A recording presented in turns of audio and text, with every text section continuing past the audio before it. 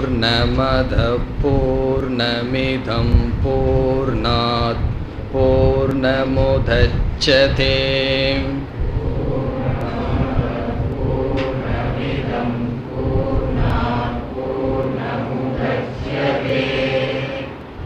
பூர்ணஸ்ய பூர்ணமாதாய பூர்ணமேவாவசிஷ்யதே.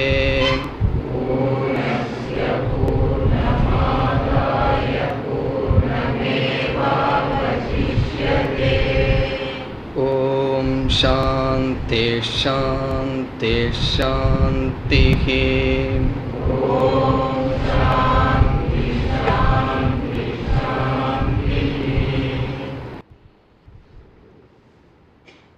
சென்ற வகுப்பில் பூர்ணமத பூர்ணமிதம் ஸ்லோகத்திற்கு பொருள் பார்த்தோம்.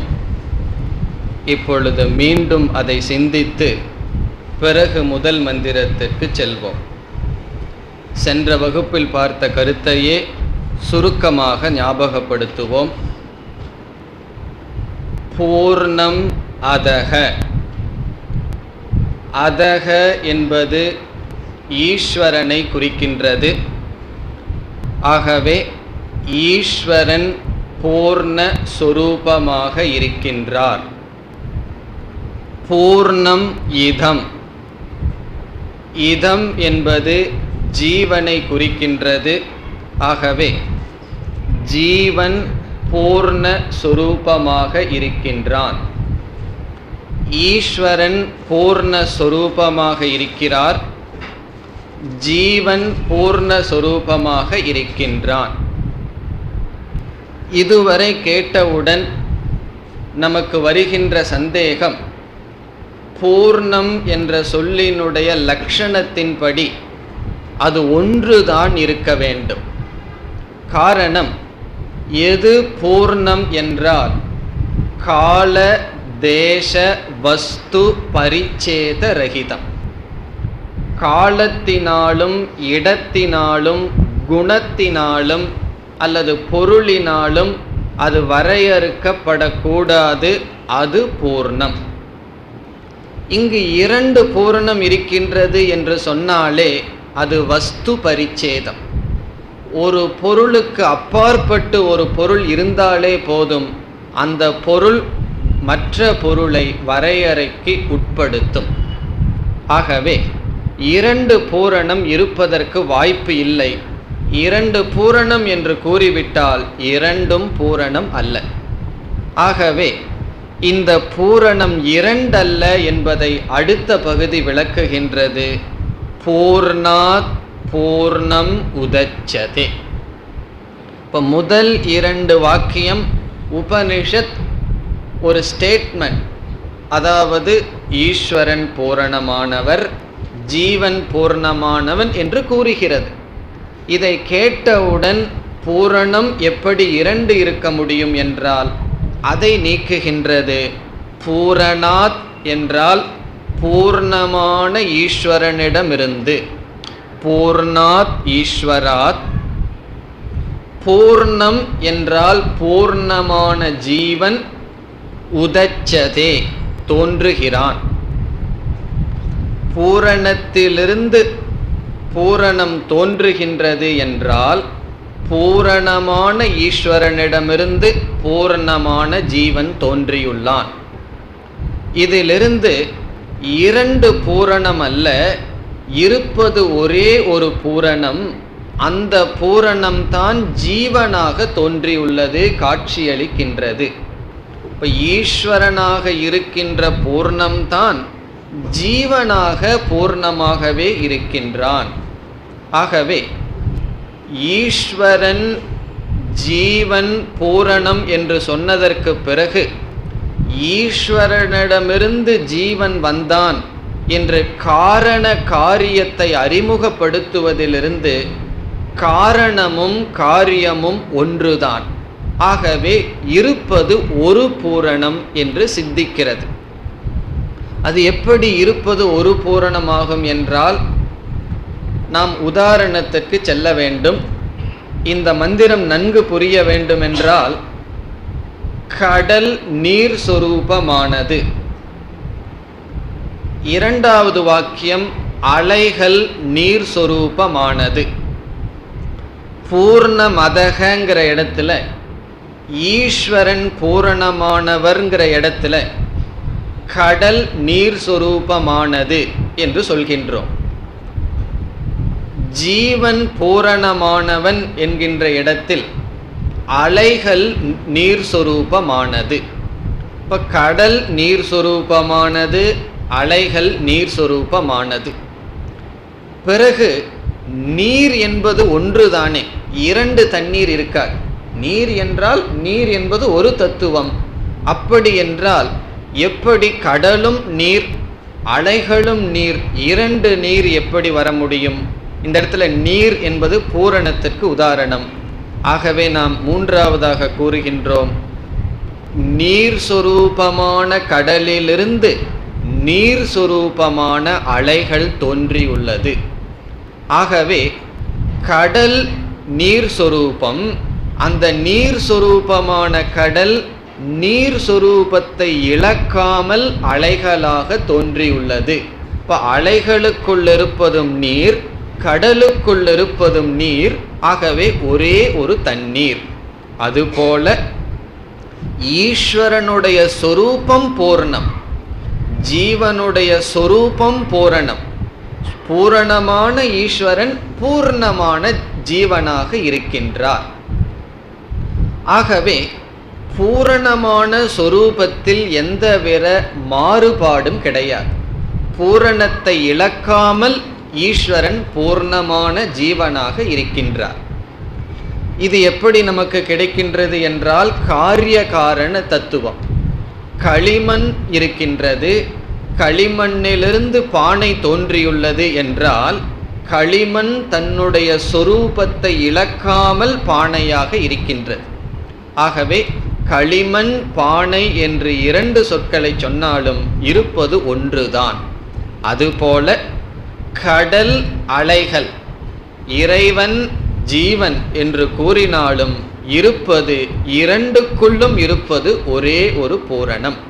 ஆகவே பூரணமான ஈஸ்வரன் பூரணமான ஜீவனாக தோன்றுகின்றார்.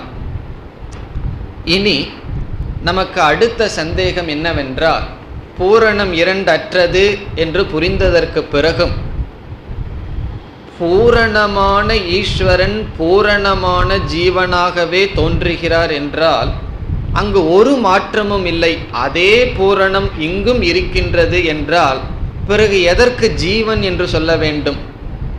பூரணமான ஈஸ்வரன் பூரணமாகவே இருக்கின்றார் என்றால் புதிதாக எதற்கு பெயர் கொடுக்க வேண்டும்? ஜீவனாக தோன்றியுள்ளார்னு சொல்லும் பொழுது தோன்றியது என்ன? கடலானது அலைகளாக தோன்றியது என்று சொல்லும் பொழுது தோன்றியது என்னவென்றால் நாம ரூபம். நாம என்றால் பெயர், ரூபம் என்றால் அதனுடைய வடிவம். ஒரு வடிவம் தோன்றியது. கடல் என்றால் அமைதியான பரப்பு, அலைகள் என்றால் அது ஒரு நுரையுடன் கூடிய வடிவம். ஆகவே தோன்றியது என்னவென்றால் நாமரூபம். பூர்ணமான ஈஸ்வரனிடமிருந்து பூர்ணமான ஜீவன் தோன்றினான் என்றால் தோன்றியது ஜீவன் அல்ல, தோன்றியது நாமரூபம். ஆகவே நாமரூபத்திற்கு காரணமாக இருக்கின்ற பூரணத்திடமிருந்து நாமரூபத்துடன் பூரணம் தோன்றியது. இப்போ பூரணம் தோன்றியது என்றால் நாமரூபத்துடன் பூர்ணமானது தோன்றியது. இப்போ தோன்றியது என்ன? நாமரூபம்.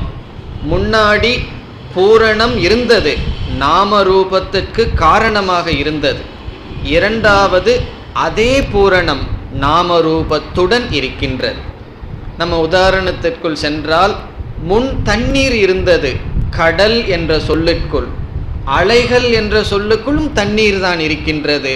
பிறகு அலைகள் என்பது நாமரூபம். இப்போ நமக்கு எது வரைக்கும் வந்திருக்கோம்? ஈஸ்வரன் பூரணம், ஜீவன் பூரணம், இரண்டும் ஒன்றுதான். பூர்ணமான ஈஸ்வரனிடமிருந்து பூரணமான ஜீவன் தோன்றினான் என்றால் நாம ரூபங்கள் தோன்றின. இப்பொழுதும் நமக்கு அத்வைதம் சித்திக்கவில்லை. காரணம் என்ன? பூரணம் என்று ஒன்று இருக்கின்றது, அந்த பூரணத்துடன் நாமரூபம் என்று ஒன்று இருக்கின்றதே. முன் 2 பூரணமா என்ற சந்தேகம் வந்தது, இப்பொழுது ஏற்றுக்கொள்கின்றோம். ஜீவனும் பூரணம், ஈஸ்வரனும் பூரணம்.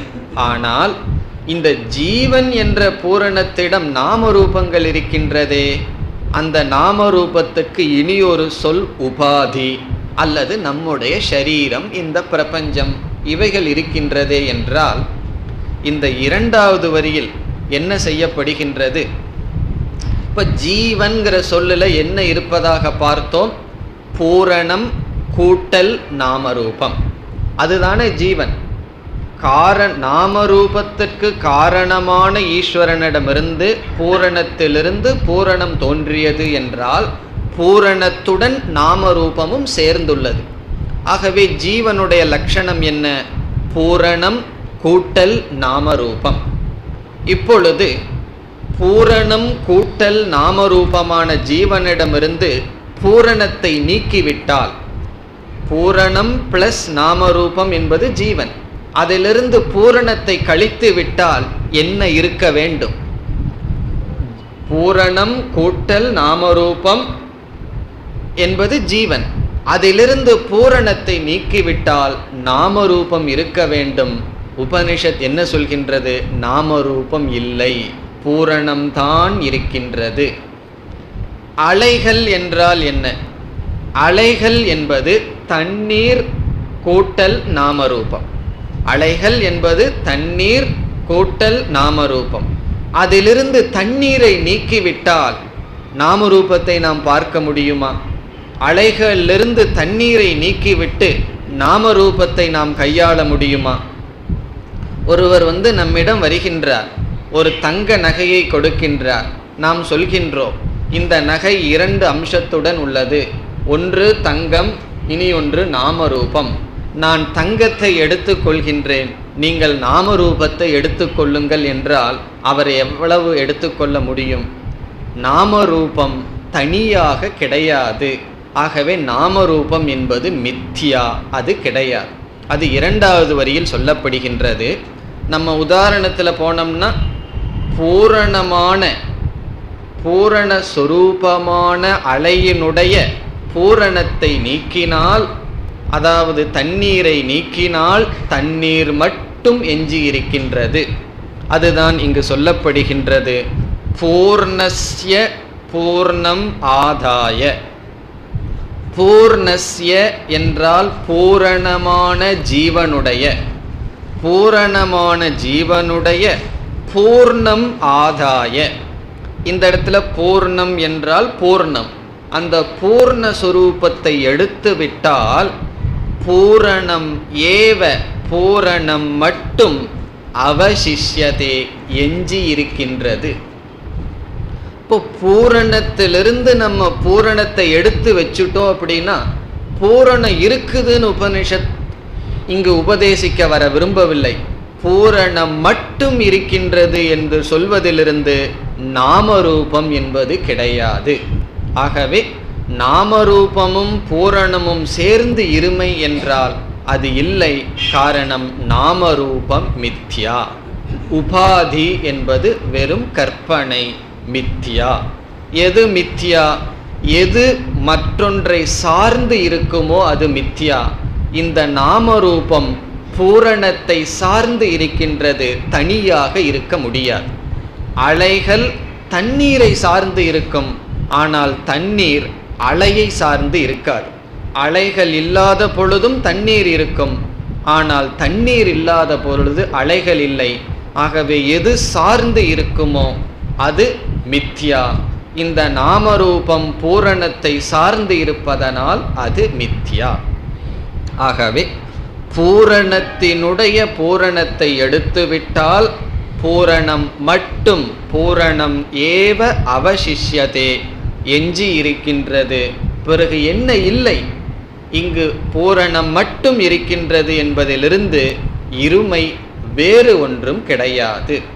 ஆகவே முதலில் பூரணம் என்கின்ற ஒரு வஸ்து இருக்கின்றது. அந்த வஸ்துவுக்கு காரணம் என்ற தன்மை கொடுக்கப்பட்டு பிறகு அது ஜீவனாகவும் கூறப்பட்டு காரண காரியம் சொல்லி காரண காரியத்தையும் நீக்கி இறுதியில் பூரணம் மட்டும் இருப்பதாக உபனிஷத் உபதேசம் செய்கின்றது. இதுதான் இந்த மந்திரத்தின் சாரம்.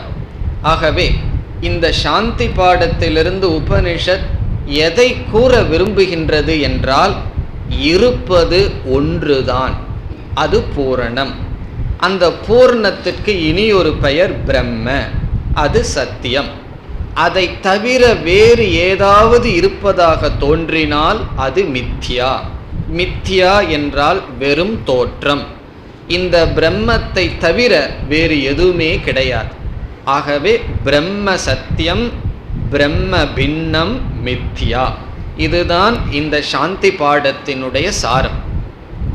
இந்த சாந்தி பாடத்தினுடைய சாரம் மட்டுமல்ல, முழு வேதாந்தத்தினுடைய சாரமே இதுதான். ஆகவே இந்த ஒரு சாந்தி பாடத்தில் உபனிஷத், எல்லா உபனிஷத்தினுடைய சாரமும் வருகின்றது. பிரம்ம சத்தியம், பிரம்மன் அல்லது பூர்ணம் என்பதுதான் இருக்கின்றது, மீதி எதுவுமே கிடையாது. இந்த அறிவை எப்படி இந்த சாந்தி பாடத்தில் உபனிஷத் கொடுத்தது?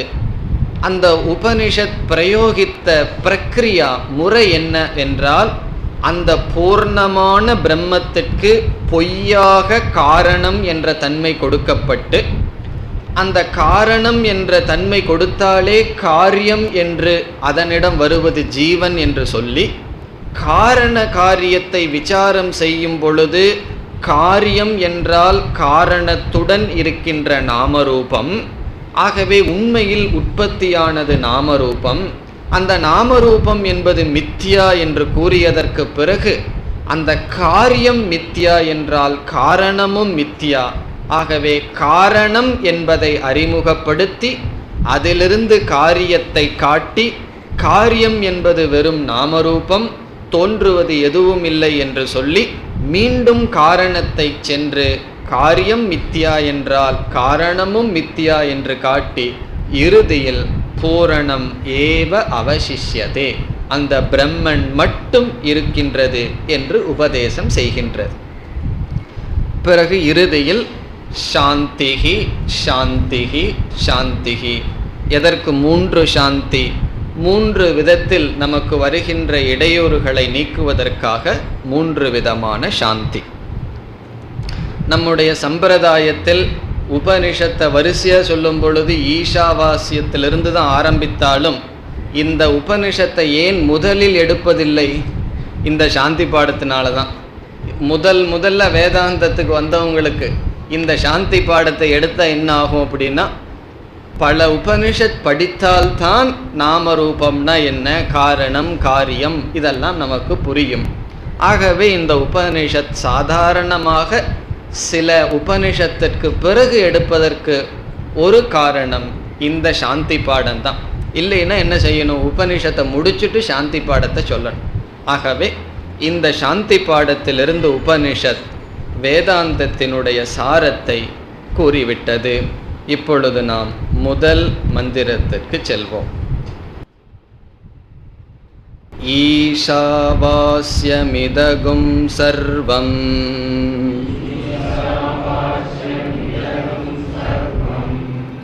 யத்கிஞ்ச ஜகத்யாம் ஜகதே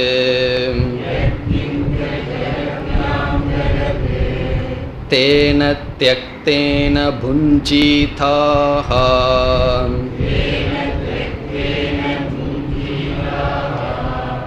மா கிருத கஸ்ய ஸ்வித்தனம்.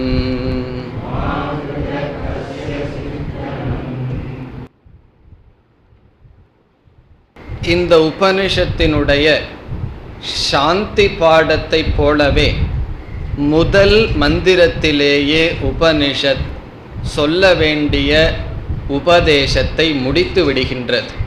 ஆகவே சென்ற சாந்தி பாடம் போல இந்த உபனிஷத்தினுடைய அல்லது எல்லா உபனிஷத்தினுடைய சாரம் இந்த ஒரே மந்திரத்தில் அடங்குகின்றது. இப்பொழுது மந்திரத்திற்குள் செல்வோம். ஈஷாவாஸ்யம் இதம் சர்வம். இதம் என்றால் நம்முடைய அனுபவத்திற்கு வருவது. இதம் என்றால் இந்த, திஸ். சர்வம் என்றால் அனைத்தும். இப்ப இதம் சர்வம் என்றால் இவை அனைத்தும். இதம் சர்வம், இவை அனைத்தும். இதம் என்றால் இவை, நம்முடைய அனுபவத்திற்கு வருகின்ற அனைத்தும், இந்த உடல், மனம், பிரபஞ்சம், இவைகள் அனைத்தும் இதம் சர்வம். ஈஷா, ஈஷா என்றால் பரமேஸ்வரனால், ஈஸ்வரனால், மூன்றாவது விபக்தி. ஈஷா பரமேஸ்வரனால், இறைவனால், ஈஸ்வரனால். வாஸ்யம் என்றால் வியாபிக்கப்பட்டுள்ளது, வியாப்தம். வாஸ்யம் வியாப்தம், வியாபிக்கப்பட்டுள்ளது. இவை அனைத்தும் ஈஸ்வரனால் வியாபிக்கப்பட்டுள்ளது. இவை அனைத்தும் அல்லது ஈஸ்வரனால் இவை அனைத்தும் வியாபிக்கப்பட்டுள்ளது. இந்த இடத்தில் வியாபித்துள்ளது என்றால் பரவியுள்ளது என்று பொருள் அல்ல. இப்பொழுது இந்த அறையில் ஒரு அகர்பத்தியை வைக்கின்றோம். அந்த வாசனையானது என்னாகும்? இந்த அறை முழுதும் வியாபித்திருக்கும். அப்பொழுது என்ன நாம் சொல்வோம்? இந்த அறை முழுவதும் நறுமணமானது வியாபித்துள்ளது என்று சொல்வோம். அந்த வியாபித்துள்ளது என்பது பரவியுள்ளது என்று பொருள். ஆகாசத்திற்குள் இந்த வாசனையானது பரவியுள்ளது. அல்லது ஒரு கிராமம் முழுவதும் தண்ணீரால் வியாபிக்கப்பட்டது என்றால் தண்ணீர் பரவியுள்ளது. கடல் முழுதும் நீரால் வியாபிக்கப்பட்டது என்றால் பூமியில் தண்ணீரானது பரவியுள்ளது, சேர்ந்துள்ளது என்று பொருள். ஆனால் இங்கு வியாபிக்கப்பட்டுள்ளது என்பது அப்படிப்பட்ட பொருளை உடையது அல்ல. பிறகு வியாபிக்கப்பட்டுள்ளது என்றால் களிமண்ணானது பானையை வியாபிக்கப்பட்டுள்ளது. மிருதா, மிருதா என்றால் களிமண்ணால் பானைகள் வியாபிக்கப்பட்டுள்ளது என்று கூறுவது போல் இங்கு பொருள். ஆகவே களிமண்ணானது பானைகளை வியாபிக்கப்பட்டுள்ளது, அல்லது தண்ணீரானது கடலை வியாபித்துள்ளது, அல்லது தங்கமானது ஆபரணங்களை வியாபிக்கின்றது.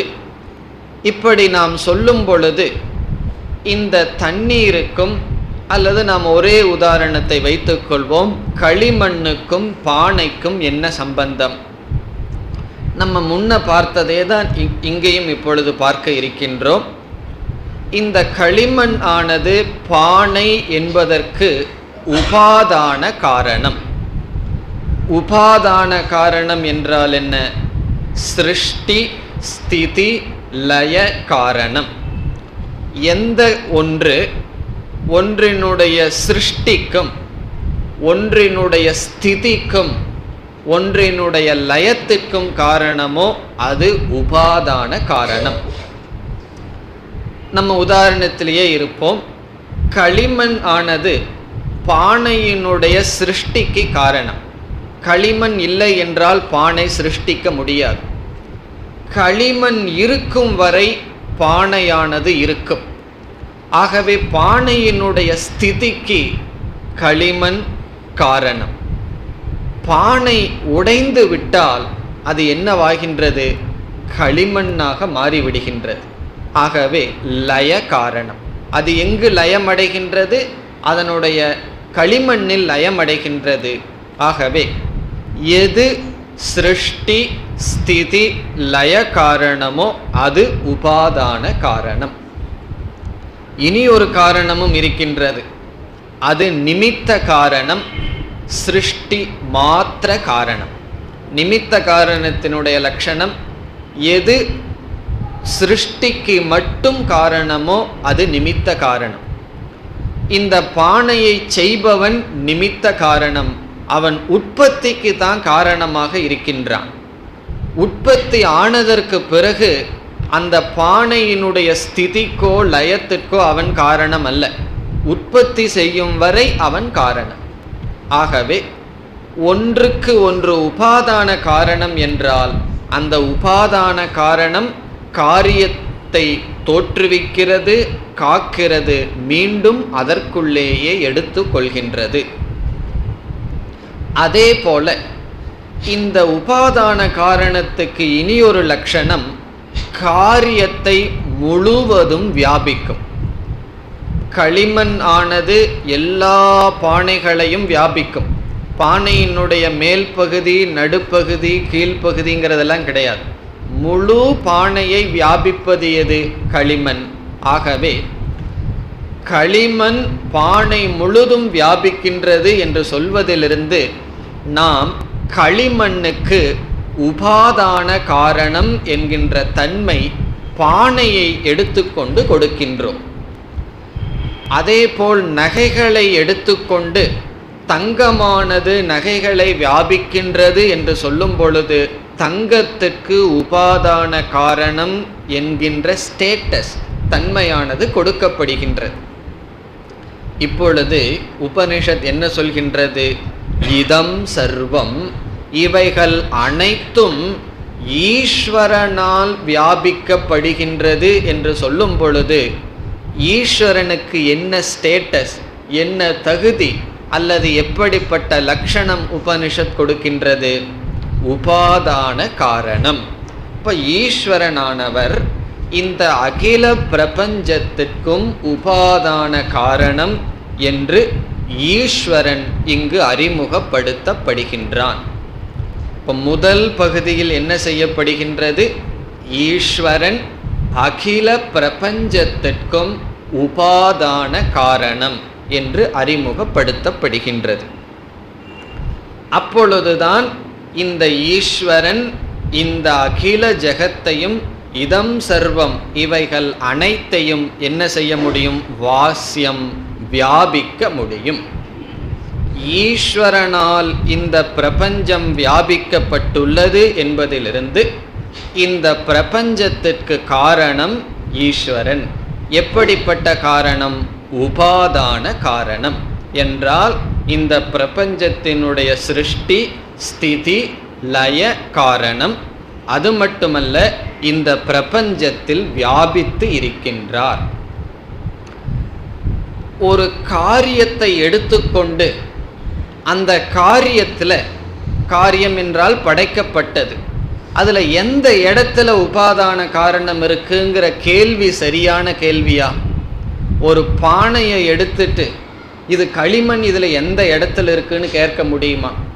இந்த கேள்வி தவறு. காரணம், ஏதாவது இடத்துல இருந்து ஒரு இடத்துல இல்லாமல் இருந்தால் அந்த கேள்வியை கேட்கலாம்.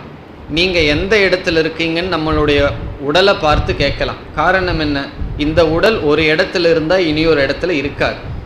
ஆனால் உபாதான காரணத்தை எந்த இடத்துல இருக்குன்னு கேட்க முடியாது. அதே போல இந்த ஜெகத்தில் ஈஸ்வரன் எந்த இடத்துல இருக்காருன்னு எப்படி கேட்க முடியும்? கேட்டால் அது தவறு. காரணம், இங்கு உபனிஷத் உபாதான காரணமாக அனைத்துமாக இருக்கின்றார், இந்த பிரபஞ்சமமாக இருக்கின்றார் என்று அறிமுகப்படுத்தப்படுகின்றது. இப்பொழுது ஈஸ்வரன், இங்கு ஈஷா என்பதற்கு பரமேஸ்வரகன் சங்கரர் சொல்றார். இந்த பரமேஸ்வரன் இந்த பிரபஞ்சத்திற்கு உபாதான காரணம் என்றால் அந்த பரமேஸ்வரன் பூர்ணமானவரா அல்லவா? பூரணம் என்றால் ஒன்றுதானே இருக்க வேண்டும். இப்பொழுது அந்த பரமேஸ்வரன் ஒருத்தர் இருக்கார், அவர் வியாபிக்கின்ற இந்த உலகம் ஒன்று இருக்கின்றதே, வியாபிப்பவர், வியாபிக்கப்படும் பொருள். ஏன்னா இந்த உலகம் முழுவதையும் இறைவன் வியாபிக்கின்றார் என்றால், வியாபிக்கின்ற இறைவன், வியாபிக்கப்படுகின்ற பிரபஞ்சம் என்ற துவைதம் வருகின்றது என்றால், இப்பொழுது மீண்டும் அதே உதாரணத்திற்கு செல்ல வேண்டும். களிமண் பானைகளை வியாபிக்கின்றதுன்னு சொல்றோம்.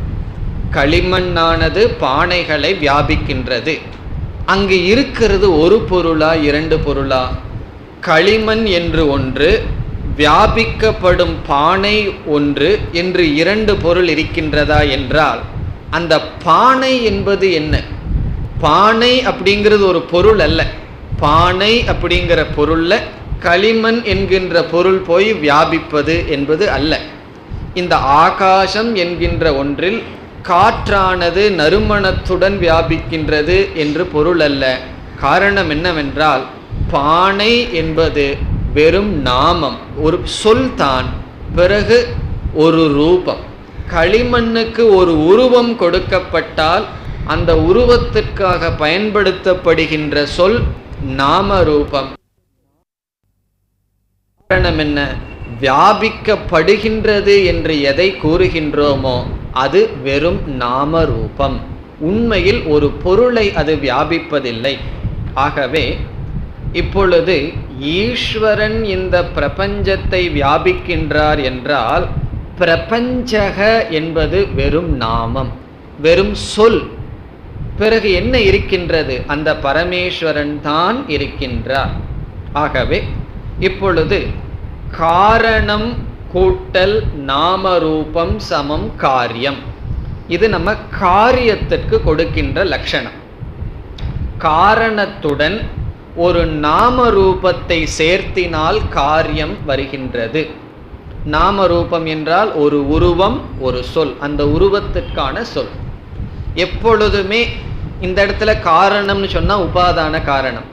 பானையை செய்பவன் கூட்டல் நாமரூபம் காரியம்னு சொல்லக்கூடாது. களிமண் கூட்டல் நாமரூபம் என்பது பானைகள். ஆகவே உபாதான காரணத்துடன் நாமரூபம் சேரும் பொழுது தோன்றுவது காரியம். இங்கு காரியமாக உபனிஷத் காட்டுவது இதம் சர்வம். இந்த பிரபஞ்சம் அனைத்தும் காரியம். ஆகவே இந்த பிரபஞ்சத்தில் என்ன இருக்கின்றது? அந்த பரமேஸ்வரன் நாமரூபத்துடன் இருக்கின்றார். இந்த பரமேஸ்வரனிடமிருந்து நாமரூபம் வெளிவந்தது. ஆகவே நாமரூபம் வெளிவராமல், நாமரூபத்தை தன்னிடம் வெளித்தோற்றத்திற்கு வராமல் இருக்கின்ற நிலையில் இந்த ஜெகத் இருக்காது, பரமேஸ்வரன் மட்டும் இருப்பார். ஆகவே ஈஸ்வரன் என்றால் இந்த நாமரூபத்தை காரணமாக கொண்டவர். அந்த காரணமாக கொண்ட நாமரூபத்தை அவர் வெளிவிடும் பொழுது அதே ஈஸ்வரன் ஜீவனாகவும் ஜெகத்தாகவும் இருக்கின்றார். அதுதான் உபனிஷத்தினுடைய உபதேசம். இங்கு உலகம் என்று ஒன்று இருக்கின்றது, அதில் ஈஸ்வரன் என்பவர் வியாபிக்கின்றார் என்று பொருள் அல்ல. இந்த நாமரூபம் காரணமான நிலையில் இருக்கின்ற தத்துவத்திற்கு பரமேஸ்வரன். இந்த காரணம் என்பது பொய். ஆகவே பரமேஸ்வரனுடைய சொரூபம் என்னவென்றால், இனி ஒரு சொல்லை அறிமுகப்படுத்துகிறார் சங்கரர். ஈஷா என்ற சொல்லுக்கு பரமாத்மா. ஆகவே பரமாத்மா பரமேஸ்வரக என்பது முதல் கொடுக்கும் விளக்கம் ஈஷா என்ற சொல்லுக்கு. இனி ஒரு விளக்கமும் கொடுக்கிறார், அது முற்றிலும் வேறுபட்டது, பிறகு பார்ப்போம். இப்ப ஈஷா என்ற சொல்லில் இரண்டு பொருள். ஒன்று பரமாத்மா, இனி ஒன்று பரமேஸ்வரக. பரமாத்மா என்றால் நாம் பார்த்த பூரணம் என்று பார்த்தோமே, அதனுடைய லட்சணம் தேச கால வஸ்துவுக்கு அப்பாற்பட்டது, பூர்ணஸ்வரூபம் பரமாத்மா. அந்த பூர்ணஸ்வரூபமான பரமாத்மா நாமரூபத்திற்கு காரணமாக இருக்கும் பொழுது அவர் பரமேஸ்வரன் ஆகின்றார். ஆகவே பரமாத்மா பரமேஸ்வரனாக மாறி இந்த ஜெகத்தை வியாபிக்கின்றார். இப்போ பரமாத்மா என்றால் பூர்ணஸ்வரூபம் அல்லது பிரம்மஸ்வரூபம், பரமேஸ்வரனாக என்றால் நாமரூபத்தை எடுத்துக்கொண்டு என்ன செய்கின்றார்? இந்த பிரபஞ்சத்தை வியாபிக்கின்றார். இந்த பரமாத்மாவுக்கும் பரமேஸ்வரனுக்கும் உள்ள வித்தியாசம் என்ன? பரமேஸ்வரனுடைய சொரூபம், பரமேஸ்வரன் பரமாத்மா. பரமாத்மா என்றால் பூர்ணம், பூர்ணம் என்றால் ஒன்று, நிறைவானது, வரையறுக்கப்படாதது. அந்த பூர்ணமான பரமாத்மா நாமரூபத்திற்கு காரணமாகும் பொழுது பரமேஸ்வரன், அந்த நாமரூபத்தை அவர் வெளிப்படும் பொழுது ஜெகத். அப்ப எவ்வளவு இருக்கு? இருக்கிறது ஒண்ணுதான், பூர்ணம். அந்த பூர்ணம் நாமரூபத்தினுடைய காரணமாக இருந்தால் பரமேஸ்வரக, பரமேஸ்வரன்னா ஈஸ்வரன். பிறகு அந்த ஈஸ்வரன் நாமரூபத்தோடு வெளிப்படும் பொழுது இந்த ஜெகத். ஆகவே இதம் சர்வம், இவைகள் அனைத்தும் ஈஷா. ஈஷாங்கிறதுக்கு இங்க ரெண்டு பொருள், ஒன்று பரமாத்மா, இனி ஒன்று பரமேஸ்வரக. பரமாத்மா என்றால் பூர்ணஸ்வரூபம், அதே பரமாத்மா நாமரூபத்தை எடுத்துக்கொண்டு வாஸ்யம், இந்த உலகத்தை வியாபிக்கின்றார், இந்த உலகத்திற்கு உபாதான காரணமாக இருக்கின்றார். இனி அடுத்த வரிக்கு செல்வோம். யத் கிஞ்ச ஜெகத்யாம் ஜெகத். இந்த யத் கிஞ்ச ஜெகத்யாம் ஜெகத் என்கின்ற சொல் சர்வம் என்ற சொல்லை விளக்குகின்றது, அவ்வளவுதான். ஆகவே இதம் சர்வம் என்று சொல்லப்பட்டது. அந்த சர்வம் என்ற சொல்லுக்கு விளக்கம் யத் கிஞ்ச ஜெகத்யாம் ஜெகத். யத் கிஞ்ச என்றால் யாதொரு, யத் கிஞ்ச வாட்டவர், யாதொரு. ஜெகத்யாம் என்றால் பிருத்திவியில், பிரம்மாண்டத்தில். பிருத்திவியாம், ஜெகத்யாம் என்றால் இந்த ஜெகத்தில், இந்த உலகத்தில், பிரம்மாண்டத்தில் அல்லது படைப்பில். யத் கிஞ்ச யாதொரு ஜெகத். இங்க ஜெகத்துன்னு ஒரு வார்த்தை இருக்கு, உலகம் உண்டோ. ஆகவே ஜெகத்யாம், இந்த பிரம்மாண்டத்தில், யத் கிஞ்ச யாதொரு ஜெகத், ஜெகத்யாம் ஜெகத். இந்த ஜெகத்துன்னு சொன்னா உலகம் உண்டோ, அதை நம்ம சர்வம்ங்கிற வார்த்தையில சேர்த்திக்கணும். தது இதம் சர்வம், அவை அனைத்தும் ஈஸ்வரனால் வியாபிக்கப்படுகின்றது. இந்த யத்கிஞ்ச ஜெகத்யாம் ஜெகத் என்பது சர்வம் என்ற சொல்லை விளக்குகின்றது. இந்த சர்வம் என்றால் எல்லாம் என்று பொருள், அதை விளக்குகின்றது. இந்த பிரம்மாண்டத்தில் யாதொரு ஜெகத் இருக்கின்றதோ அவை அனைத்தும். ஏன் உபனிஷத் சர்வம் என்ற சொல்லை விளக்குகின்றது என்றால், சாதாரணமாக சர்வம் என்றால் எல்லாம் என்று பொருள். அந்த எல்லாம் என்ற பொருள் எல்லா இடத்திலும் எல்லாம் என்பதை குறிக்காது, அது முழுமையாக அது போகாது. உதாரணமாக உங்களுடைய வீட்டில் நீங்கள் எல்லாம்ங்கிற வார்த்தையை ஒரு இடத்துல பயன்படுத்துகிறீர்கள். எல்லாமே சாப்பிட்டாச்சா என்றால் அந்த எல்லாம்ங்கிறதனுடைய பொருள் என்ன? வீட்டில் இருப்பவர்களை மட்டும்தான் குறிக்கும். ஆசிரமத்தில் மாணவர்கள் 40 பேர் படிக்கிறார்கள். பிறகு அங்கே வேலை செய்கிற குக் இருக்கார்கள், மற்ற வாட்ச்மேன் எல்லாம் இருக்காங்க. ஆசிரியர் வந்து அமர்ந்தவுடன் எல்லாமே வகுப்புக்கு வந்தாச்சான்னு சொன்னால் என்ன பொருள்? அந்த எல்லாம்ங்கிறது 40 மாணவர்களை மட்டும்தான் குறிக்கும். எல்லாமே சாப்பிட்டாச்சா என்றால் ஆசிரமத்தில் இருக்கிறவங்களை மட்டும்தான் குறிக்கும். ஆசிரமத்தில் இருக்கிறவங்க வெளியிலெல்லாம் எல்லாம்ங்கிற சொல் போகாது. ஆகவே எல்லாம் சர்வம் என்ற சொல் அந்த இடத்தை பொறுத்து அதனுடைய பொருள் நிர்ணயிக்கப்படும். இதற்கு சமஸ்கிருதத்தில் சங்கோச்ச அர்த்தக என்று சொல்லப்படும். சங்கோச்சக என்றால் ரெஸ்ட்ரிக்டட் மீனிங், சங்கோச்ச அர்த்தக. இந்த சர்வம்ங்கிறது எல்லாம் என்றால் எல்லாம் என்று பொருள், ஆனால் எல்லாம்ங்கிறத குறிக்காது. அந்தந்த இடத்துல எல்லாம்னு சொன்னா அந்த சூழ்நிலைக்கு தகுந்தாற்போல் அதனுடைய வியாபித்துவம் குறையும். இப்ப எல்லா மனிதர்களும் நல்லா இருக்கணும்னு சொன்னா இந்தியாவில் இருக்கிற மனிதர்கள் மட்டுமா? நம்ம எல்லா மனிதர்களையும் எடுத்துக்கொள்வோம். ஆகவே எல்லாம் என்ற சொல் முழுமையாக எப்பொழுதும் எல்லாம் அனைத்தும் என்பதை குறிக்காது. அதே போல இந்த இடத்திலும் நமக்கு இந்த சர்வங்கிறது எவ்வளவு தூரம் போகுதுன்னு சந்தேகம் வரலாம். காரணம், எந்த இடத்திலும் சர்வம் என்ற சொல்லை சர்வம் என்ற பொருள் பயன்படுத்தப்படவில்லை. சர்வம் என்றால் அந்த இடத்துக்கு தகுந்தாற்போல் கொஞ்ச தூரம் போகும். ஆகவே நம்ம இவை அனைத்தும் இறைவனால் வியாபிக்கப்பட்டுள்ளதுன்னு சொன்னா எவ்வளவு தூரம் இறைவனால் வியாபிக்கப்பட்டுள்ளது என்ற சந்தேகம் வரும் பொழுது உபனிஷத் சொல்கின்றது, இங்கு சர்வம் என்றால் சர்வம், இங்கு சங்கோச்ச அர்த்தம் கிடையாது. ஆகவே ஜெகத்யாம், இந்த பிரம்மாண்டத்தில் யத்கிஞ்ச எவைகளெல்லாம் இருக்கின்றதோ, ஜெகத் அந்த படைப்பு அனைத்தும், சர்வம் இதம் சர்வம் என்ன, ஈஷா வாஸ்யம் அந்த ஈஸ்வரனால் வியாபிக்கப்பட்டுள்ளது.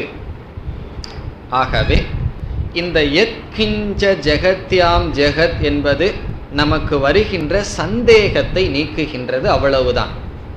முதல் வரியிலேயே அந்த சந்தேகம் வரலேன்னு வச்சுக்கோ, இந்த வார்த்தையே வேண்டாம். உபனிஷத் இதம் சர்வம்னு சொல்லும் பொழுதே நம்ம மனசு எல்லாத்தையும் புரிஞ்சிடுதுன்னு சொன்னா இந்த விளக்கம் வேண்டாம்.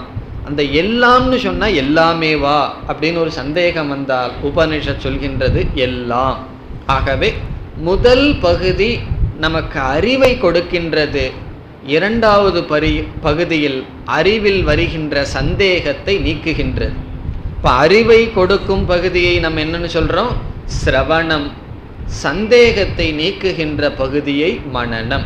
இப்போ உபனிஷத் முதல் பகுதியிலேயே சிரவணமும் முடிஞ்சது, மனனமும் முடிந்தது. இனி நிதித்தியாசனம் மூன்றாவது வரியில வர இருக்கின்றது.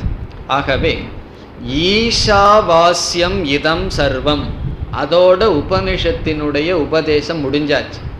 இதம் சர்வம்னு சொன்னா என்னுடைய உடலை எடுத்துக்கலாமா, இல்லை அதை விட்டுறலாமா, என்னுடைய மனசையும் எடுத்துக்கலாமா, சூக்ஷ்ம பிரபஞ்சத்தை எடுத்துக்கலாமா, ஸ்தூல பிரபஞ்சம் எடுத்துக்கலாமா, ஒன்றும் கிடையாது. படைக்கப்பட்டுள்ள அனைத்தும் இதம் சர்வம், யத்கிஞ்ச ஜெகத்யாம் ஜெகத் இதம் சர்வம் ஈஷா அந்த ஈஸ்வரனால் வாஸ்யம் வியாபிக்கப்பட்டுள்ளது. இந்த இடத்துல நம்ம பார்த்த கருத்தையெல்லாம் ஞாபகம் வைக்க வேண்டும். வியாபிக்கப்பட்டுள்ளது என்றால் எப்படி? உபாதான காரணம் காரியத்தை வியாபிப்பது போல. ஆகவே காரியம் காரணம் என்று இரண்டு இருக்கின்றதே என்றால் காரியம் என்பது நாமரூபம். ஆகவே வியாபிப்பவன் வியாபிக்கப்படுபவன் என்று பேதம் கிடையாது. பிறகு எதற்கு வியாபித்துள்ளது என்று சொல்லப்படுகின்றது? நாமரூபத்தை எடுத்துக்கொண்டு இவ்விதம் சொல்லப்படுகின்றது. நாமரூபத்தை நீக்கினால் அந்த ஈஸ்வரன் பரமேஸ்வரன் பரமாத்மாவாக இருக்கின்றார். இது இந்த முதல் வரிக்கு சொல்லப்படுகின்ற முதல் விளக்கம். இனி நாம் இரண்டாவது விளக்கத்திற்கு வருவோம். ஈஷாவாஸ்யம் இதம் சர்வம் யத்கிஞ்ச ஜெகத்யாம் ஜெகத்துக்கெல்லாம் மாற்றம் கிடையாது. இந்த ஈஷா வாஸ்யம்ங்கிறதுக்கு சங்கரர் வேறு ஒரு பொருள் கொடுக்கிறார். அது முதல் பொருள் என்ன பார்த்தோமோ அதை புரிஞ்சிட்டோம்னா தான் அடுத்த பொருளையே நமக்கு புரிய முடியும். ஆகவே வேறு பொருள் என்றால் முதல் பொருளுக்கு மாறுபட்ட பொருள் அல்ல. நம்ம முதல்ல பார்த்த பொருளை புரிஞ்சிட்டோம் அப்படின்னா சங்கரர் அடுத்த படிக்கு போறார். இப்பொழுது இரண்டாவது விளக்கத்திற்கு வருகின்றோம். ஈஷா என்றால் முதல்ல என்ன பார்த்தோம்?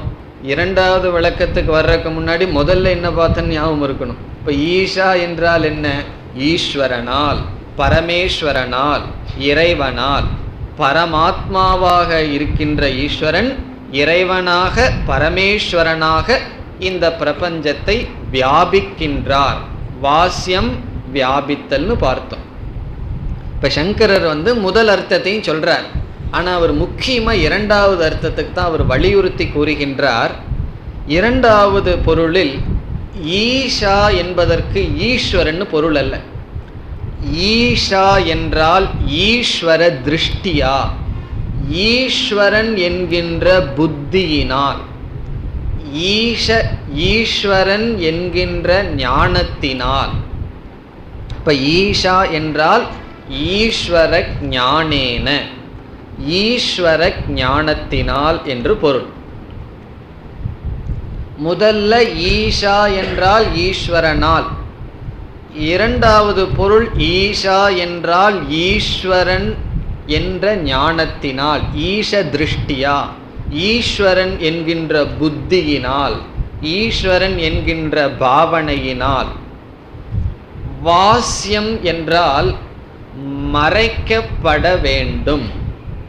சமஸ்கிருதத்தில் ஆச்சாதனீயம், டு பி கவர்டு. ஆச்சாதனீயம் என்றால் மறைக்கப்பட வேண்டும். இதுதான் சங்கரர் முக்கியமாக கொடுக்கின்ற பொருள். இப்ப ஈஷா என்றால் ஈஸ்வரனுடைய புத்தியினால், ஈஸ்வர திருஷ்டியா, இதம் ஜெகத்து, இந்த உலகமானது உன்னால் மறைக்கப்பட வேண்டும். இறைவன் என்கின்ற புத்தியினால் இந்த உலகத்தை மறைத்து விடு என்பதுதான் பொருள். இதம் சர்வம், வாஸ்யம் என்றால் மறைத்தல். அது வஸ் என்கின்ற வினையடியிலிருந்து வருகின்றது. அதிலிருந்து தான் அந்த வேஷ்டிங்கிற சொல்லெல்லாம் வருது. இப்போ வேஷ்டின்னு என்ன? மறைப்பது. ஆகவே வாஸ்யம் என்றால் மறைக்கத்தக்கது, மறைக்கப்பட வேண்டும். எதை மறைக்கணுமா? நம்ம இந்த ஜெகத்தை மறைத்து விட வேண்டுமா? எதனால மறைக்கணும்? ஈஸ்வரன்கிற பாவனையினால். இப்போ ஒன்றை நம்ம மறைச்சிட்டோம் அப்படின்னா அது நமக்கு தெரியாதுன்னு அர்த்தம். அப்போ உபனிஷத் என்ன செய்கின்றது? இந்த உலகம் ஈஸ்வரன்கிற புத்தியினால் மறைக்கப்படட்டும். இந்த உலகத்தில் உலகம் என்கின்ற புத்தியை துறந்து ஈஸ்வரன் என்கின்ற புத்தி உன்னால் இருக்கப்படட்டும். இப்போ இந்த உலகத்தை நம்ம எப்படி பார்த்துட்டு இருக்கோம்? இந்த ஜெகத்தில் ஜெகத் என்கின்ற புத்தி இருக்கின்றது, இந்த உலகத்தில் உலகம் என்கின்ற புத்தி இருக்கின்றது. அந்த புத்தி நீக்கப்பட்டு இந்த உலகத்தில் இறைவன் என்கின்ற புத்தி வைக்கப்படட்டும். அதுதான் பொருள்.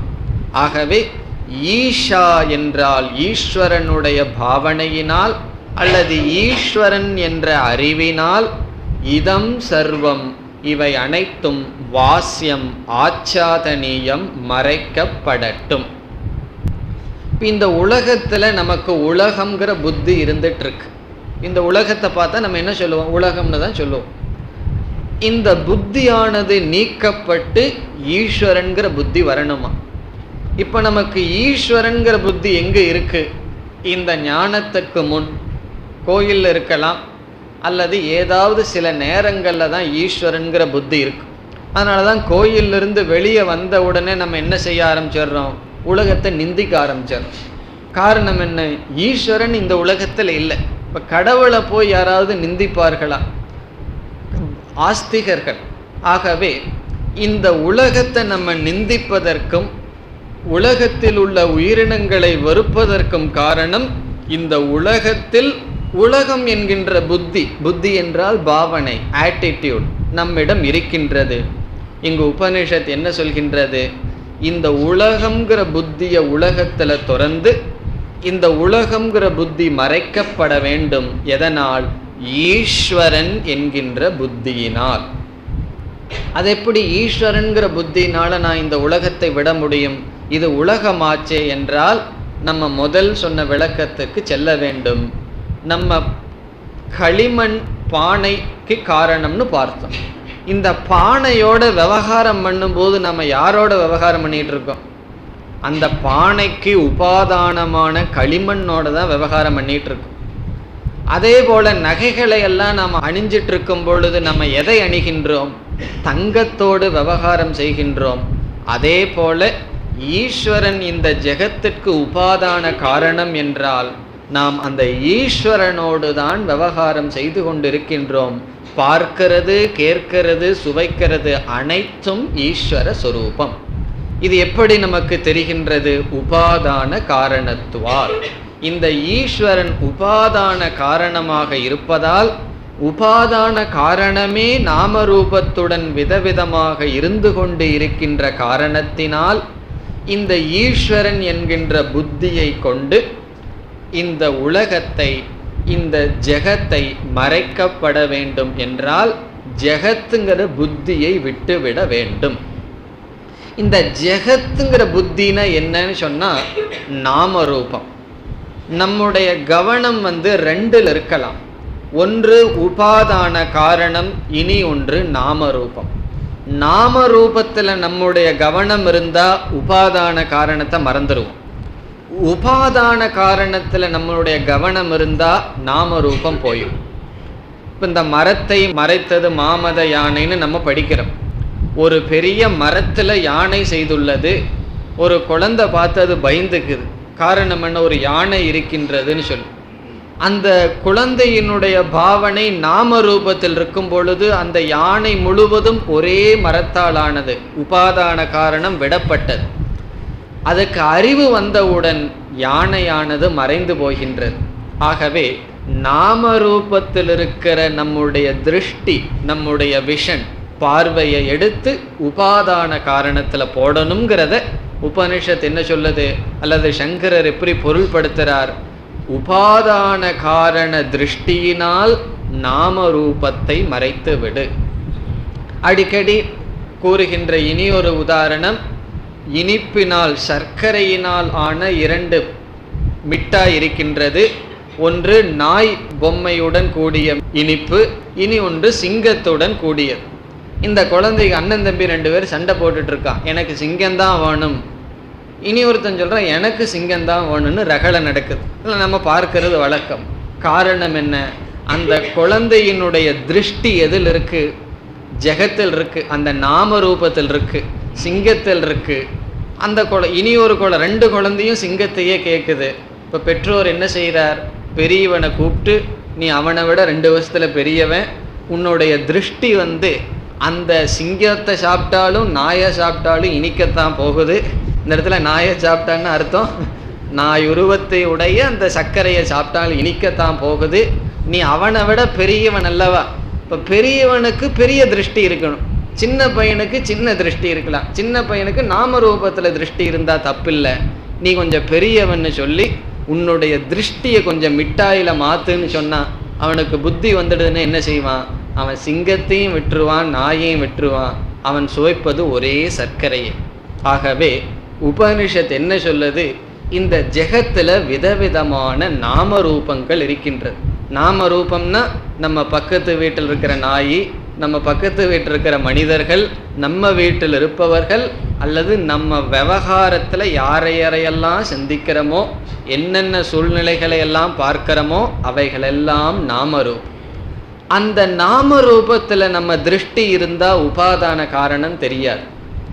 உபாதான காரணத்துக்கு திருஷ்டி போயிட்டா நாம ரூபம் நமக்கு தெரியாது. இப்போ உபனிஷத் என்ன சொல்லுது? இந்த நாம ரூபத்தை தியாகம் செய்து உபாதான காரணத்தை நீ வைத்திரு. அது எப்படி? உபாதான காரண திருஷ்டியினால் நாம ரூபத்தை மறைத்து விடு. இங்க மறைத்து விடுன்னு சொன்னா நமக்கு அது தெரியாதுன்னு பொருள் அல்ல, அதுல நம்முடைய கவனம் இல்லை. அதாவது நம்முடைய இந்திரியங்கள் இருக்கின்றது, 5 இந்திரியங்கள் இருக்கின்றது. இந்த 5 இந்திரியங்கள் அந்தந்த நாம ரூபத்தை நமக்கு காட்டுகின்றது. இப்பொழுது நம்முடைய கண் வழியாக, என்னுடைய கண் வழியாக ஒரு மனிதனை நான் பார்க்கின்றேன். அந்த மனிதனை பார்த்து நான் அந்த மனிதனை பார்க்கின்றேன். பிறகு என்னை சுற்றி இருப்பவர்களும் அவரவர்கள் கண் வழியாக அந்த மனிதரை பார்க்கிறார்கள்.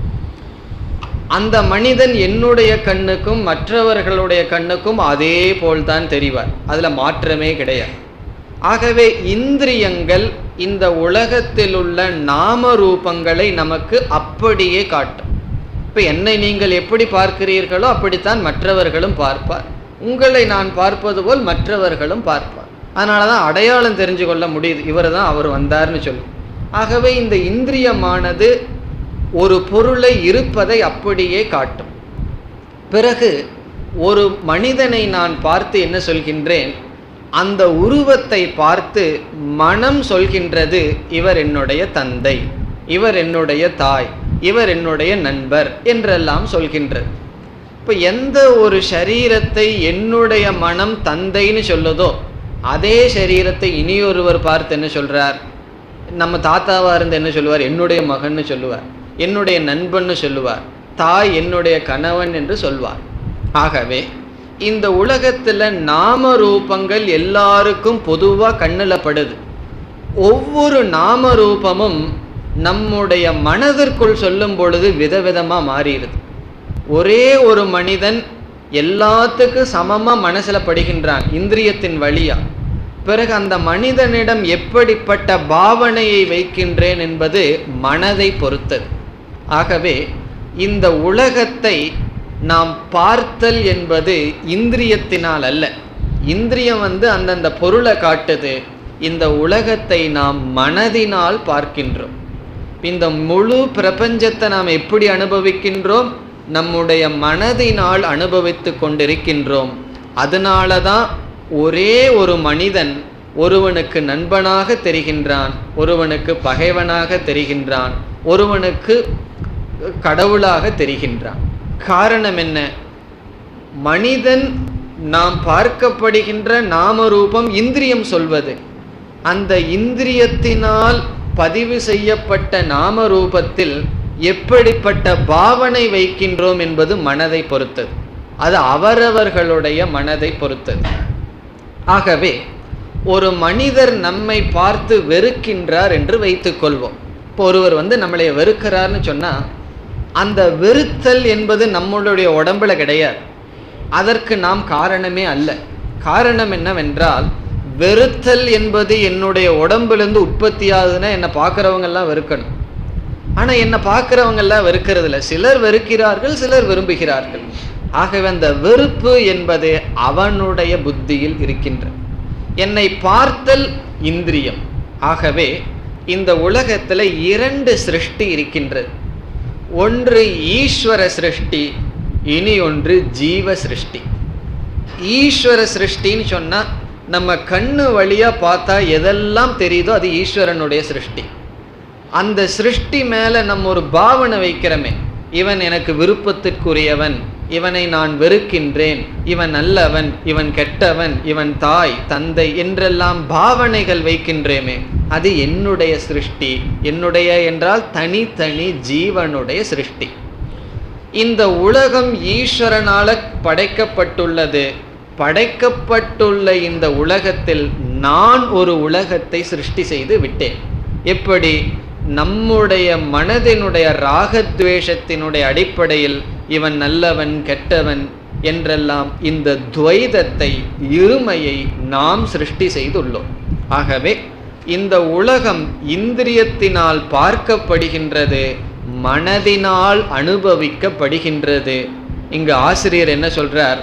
ஒரு ஷிஃப்ட், உன்னுடைய விஷன், உன்னுடைய மனதில் ஒரு மாற்றம் வேண்டும். எப்படி? ஈஷ திருஷ்டியா, இவைகள் அனைத்தும் ஈஸ்வரன் என்கின்ற பாவனையில் நீ இந்த நாமரூபத்தை பார். இந்த துவைதத்தை மறைத்து விடு. இங்கு உலகத்தை மறைத்து விடுனா நாம ரூபத்தை பார்க்காதேன்னு பொருள் அல்ல. ஒவ்வொரு நாம ரூபத்திலும் மனிதர்களிடத்திலும் நீயாக ஏற்றி வைக்கப்பட்டுள்ள விருப்பு வெறுப்புகளை நீக்கி அவைகளெல்லாம் ஈஸ்வரன் என்ற திருஷ்டியில் பார் என்பது உபதேசம். ஆகவே இந்த ஜீவ சிருஷ்டியை துறந்து ஈஸ்வர திருஷ்டியில இரு. இந்த உலகம் ஈஸ்வரனால் படைக்கப்பட்டது, அதை ஈஸ்வரனாகவே பார். எனக்கு ஈஸ்வரனா தெரியலனா நம்மளாக கற்பனை பண்ணி ஒரு சிருஷ்டி இருக்கின்றது, அது மனதினால் பார்க்கின்றோம். ஆகவே ஈஷ திருஷ்டியா, மனதில் ஈஸ்வரன் என்கின்ற திருஷ்டியால் இந்த உலகம் மறைக்கப்பட வேண்டும். மேலும் அடுத்த வகுப்பில். ஓம் பூர்ணமத பூர்ணமிதம் பூர்ணாத் பூர்ணமுதச்யதே பூர்ணஸ்ய பூர்ணமாதாய பூர்ணமேவாவசிஷ்யதே. ஓம் சாந்தி சாந்தி சாந்தி.